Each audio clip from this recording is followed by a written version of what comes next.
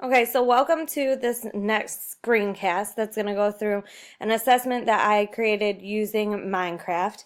Ultimately, the past couple of weeks have been very enlightening to me as I've learned a lot about this tool that I can use in the classroom, and it's really easy to get sucked into this. So I kind of still feel as though I'm a beginner, but I'm still learning a lot and gaining more confidence as time goes on as well. So the assessment that I designed could be used in my 6th grade social studies class during the introduction to geography period.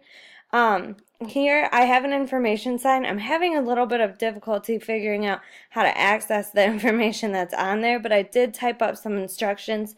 This assessment would be used in conjunction with or as part of a larger assessment titled My Imaginary Favorite Place, which is actually what I am using for my formative assessment as well.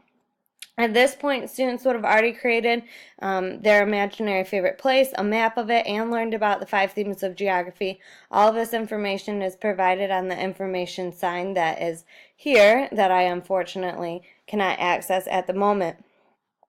But this assessment in particular is going to give students the opportunity to be able to display their knowledge about the 5 themes of geography in relation to their imaginary favorite place. So as they enter here, they're going to see that there are 4 different build areas within these city walls. Okay, and each of these areas has a sign instructing them what to do. So this one, the theme is movement. And what they're supposed to do is create something that shows how people, goods, animals, and ideas get from one place to another in their imaginary favorite place. So within this build area right here, they are going to be able to create something and show me how movement occurs within their particular imaginary favorite place. So for example, if people get around on trains, they could show me that there's a railroad. Okay, coming over here, we have theme number 2, this is place. So here they're going to create something that shows what their imaginary favorite place is like. For example, landforms, bodies of water, the climate, the vegetation, etc. So whatever they would like to share in regards to place. You come over here, theme 3, human environmental interaction. At least one way that humans in the environment interact within their imaginary favorite place.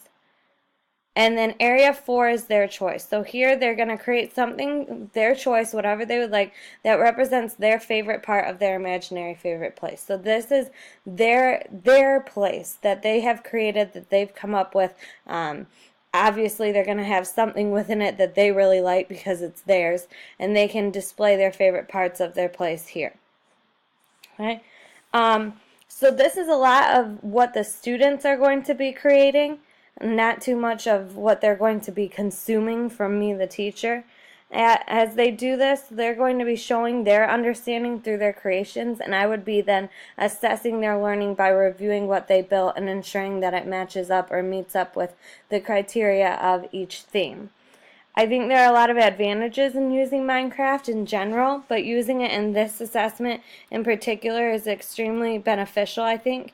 In the past, I've always had students just do a report describing their imaginary favorite place in the 5 themes, and I think that this is going to enable them to become a lot more interested and a lot more invested in the process and in the content. I think it's also really good because it does fulfill criteria in my rubric 4.0, and one that it definitely fulfills is transfer of knowledge. So they have already learned about the content being assessed, but this assessment is asking them to literally take that knowledge and understanding and show it to me by creating something completely new. One criteria that I worry it doesn't necessarily fulfill is clear criteria. This is something that I would work on a lot more prior to implementing within the classroom, but I don't think that I do a good job of necessarily laying out exactly what I'm looking for. I could potentially model or provide students with an example for something that I'm looking for as well, and that is something that I will be paying attention to moving forward.